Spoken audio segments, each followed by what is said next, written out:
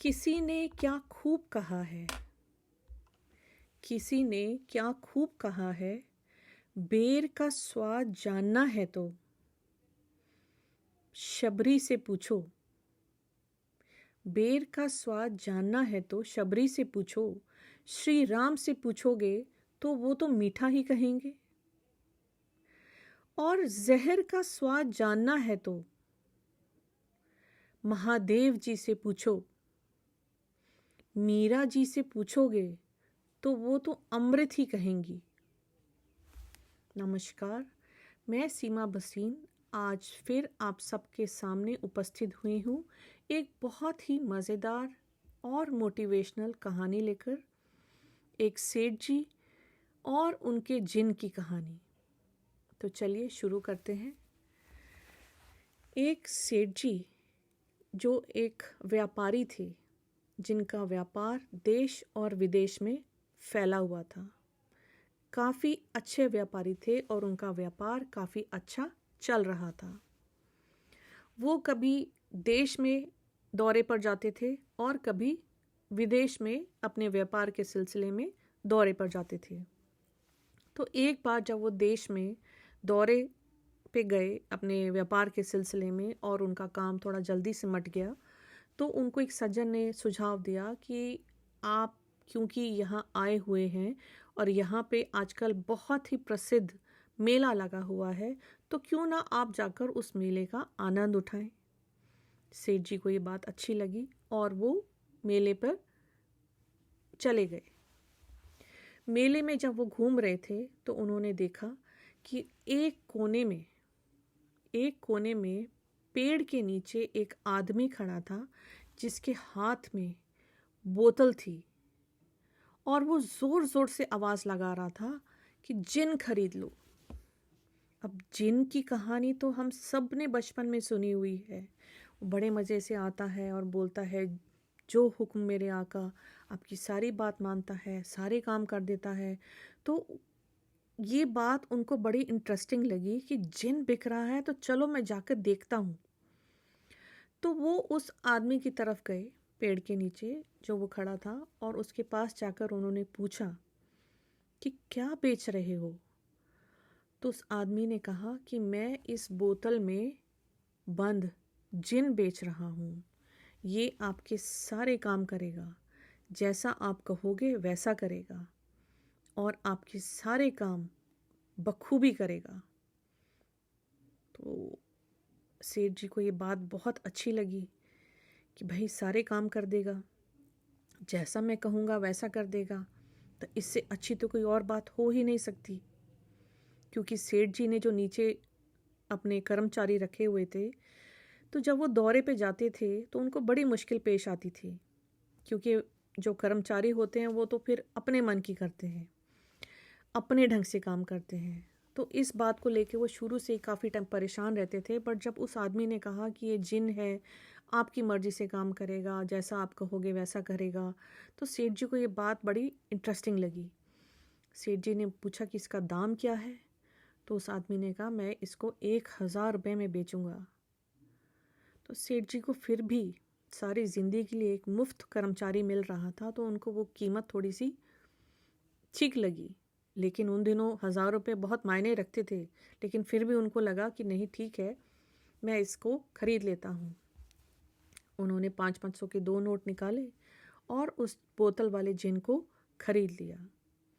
अब जब वो आदमी बोतल वाला जिन पकड़ा रहा था तो उसने उसकी खूबियाँ तो सब गिनवा दी थी, लेकिन जब वो उसको पकड़ा रहा था तो उसने उनको आगाह कराया कि बाकी सब बातें तो ठीक हैं, लेकिन मैं आपको एक बात और बताना चाहता हूँ कि ये आपके सारे काम करेगा, लेकिन जिस दिन आपने इसको कोई काम ना दिया तो उस वक्त ये आप पर भी हमला बोल सकता है, आप भी इसका शिकार बन सकते हैं कोई काम ना होने की स्थिति में। इसीलिए इस जिन को हमेशा काम पे लगाए रखना ज़रूरी है। तो सेठ जी को ये बात ज़्यादा सुनाई नहीं दी। उनको तो दिमाग में ये चल रहा था कि ये जिन है, मेरे सारे काम करेगा, मैं आराम करूँगा, मेरी ज़िंदगी खुशहाल हो जाएगी, मुझे इतनी मेहनत नहीं करनी पड़ेगी, चुटकी बजाऊँगा, इसको आदेश दूँगा, ये जो मेरे हुक्म आका करके सारे काम मेरे कर देगा। तो ही वॉज़ वेरी हैप्पी, बड़ा खुश। चलिए पहुँच गए, घर पहुँचे, बोतल में से जिन को निकाला और आदेश एक के बाद एक, एक के बाद एक, एक के बाद एक देना शुरू हो गए। जिन उनके सारे काम बखूबी जैसा सेठ जी चाहते थे वैसा करना शुरू हो गया। बड़ा मज़ा आ रहा था। 1 दिन बीता, 2 दिन बीते, 3 दिन बीते। पहले अपने देश के सारे काम कराए, उसके बाद उसको विदेश भेजा, जाओ ये काम करके आओ, इसको ऐसे करो वैसे करो। परफेक्ट, सारा कुछ बड़ा मज़े से चल रहा था।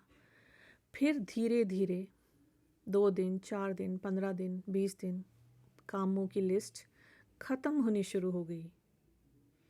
अब सेठ जी को वो बात सताने लग गई जो उस आदमी ने आखिर में कही थी कि अगर आपने इसको काम न दिया तो ये आप पर भी हमला बोल सकता है। अब इस बात को सोच के वो परेशान हो गए कि काम तो धीरे धीरे ख़त्म होने वाले हैं और 1-2 दिन में इसे काम करवा लूँगा, लेकिन अगर मैंने इसको काम ना दिया तो ये मुझ पर भी हमला बोल देगा। अब इसी परेशानी में उनको लगा कि क्यों ना अपने गुरुजी से इस बारे में सुझाव लिया जाए। तो उनके गुरुजी जो थे वो उस जगह से थोड़ा बाहर रहते थे, दूर रहते थे। तो वो उनके पास गए और उन्होंने सारी कहानी सुनाई। तो गुरुजी ने मुस्कुराते हुए कहा कि बस इतनी सी बात। तो उन्होंने उनको सुझाया कि इस जिन को आदेश दो कि जंगल में जाए और वहाँ पर सबसे ऊंचा बांस काट कर लाए और सबसे ऊंचा बांस काट कर लाए और उसको आंगन में गाड़ दे और आंगन में गाड़ने के बाद ऊपर जाए और नीचे आए, फिर ऊपर जाए और फिर नीचे आए। ये काम पे लगा दो और बीच में जब तुमको कोई काम करवाना हो तो बीच में उस काम का आदेश दे दो और इससे वो काम करवाओ। चलिए, सेठ जी की परेशानी इस तरह दूर हो गई। उन्होंने जिन को जंगल में भेजा, जिन बांस काट कर लाया और उसने आंगन में गाड़ दिया और ऊपर नीचे करने लगा। जब सेठ जी को कोई काम याद आता तो वो उसको वो काम पे भेज देते थे। तो इस तरह से उनकी पूरी ज़िंदगी बड़े आराम से गुजरी। तो ये है हमारी आज की कहानी और जो इसका सार है वो भी इस कहानी की तरह ही बहुत इंटरेस्टिंग है। थोड़ा सा स्पिरिचुअल और थोड़ा सा रिलीजियस है।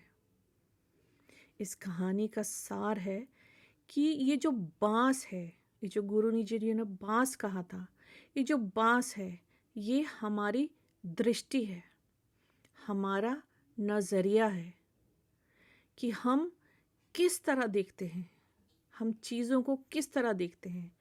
और ये जो जिन है, ये जो जिन है ये हमारा मन है, ये हमारा दिमाग है। जिस तरह कोई काम ना होने से ये मन भटकता है, वो कहते हैं ना, खाली दिमाग शैतान का घर। जिस तरह उस आदमी ने कहा कि जब आप इसको काम देंगे तो ये काम बखूबी करेगा, लेकिन जिस वक्त आपने काम ना दिया ये आप पर भी अटैक कर सकता है। ठीक उसी तरह हमारा मन, जब तक हम काम करते रहते हैं, जब तक हम अपने आप को बिजी रखते हैं, तब तक हमारा मन उस काम में रुझा रहता है। लेकिन जब हमारे पास कोई काम नहीं होता और हमारा मन खाली होता है तो हमारा मन जगह जगह भटकने लगता है। कई बार सकारात्मक और नकारात्मक बातें उस मन में आने लगती हैं। द्वेष, जलन, घृणा, लड़ाई झगड़ा, ये सब खाली मन के काम हैं और कुछ नहीं तो हम बैठे बैठे लोगों को जज ही करने लगते हैं। ये ऐसा है, ये वैसा है, इसने ये कर दिया, इसने वो कर दिया। तो इसीलिए मन को व्यस्त रखना बहुत ज़रूरी है। उसी तरह जिस तरह उस जिन को व्यस्त रखा, इसी तरह अपने मन को कामों में व्यस्त रखिए। अपने मन को अपनी सांसों से जोड़ दीजिए। जिस तरह सांस ऊपर जाती है और फिर नीचे आती है, हम लोग अंदर लेते हैं और बाहर लेते हैं, उसी तरह सांस को मन से जोड़िए, अपनी दृष्टि से जोड़िए, भगवान का नाम लीजिए। सांस ऊपर जाए तो भगवान का नाम लीजिए, सांस नीचे आए तो भगवान का कीर्तन करिए और अपने मन को सिर्फ सकारात्मक दिशा ही दीजिए।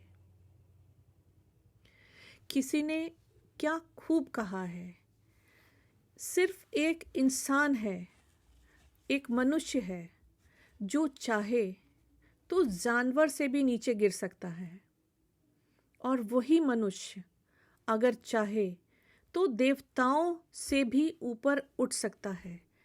लेकिन सिर्फ सोच का, आपकी सोच का रिजल्ट है। आप कैसा सोचते हैं, आपका मन कैसा सोचता है। इसलिए अपने मन को व्यस्त रखिए और सकारात्मक विचार ही अपने मन में लाएं। अपने मन को शैतान का घर ना बनाएं। कहिए कैसी लगी आपको हमारी कहानी। अगर अच्छी लगी हो तो प्लीज़ अपने फ्रेंड्स के साथ शेयर ज़रूर करें और हमें लाइक और सब्सक्राइब करना ना भूलें। तब तक के लिए थैंक यू सो मच।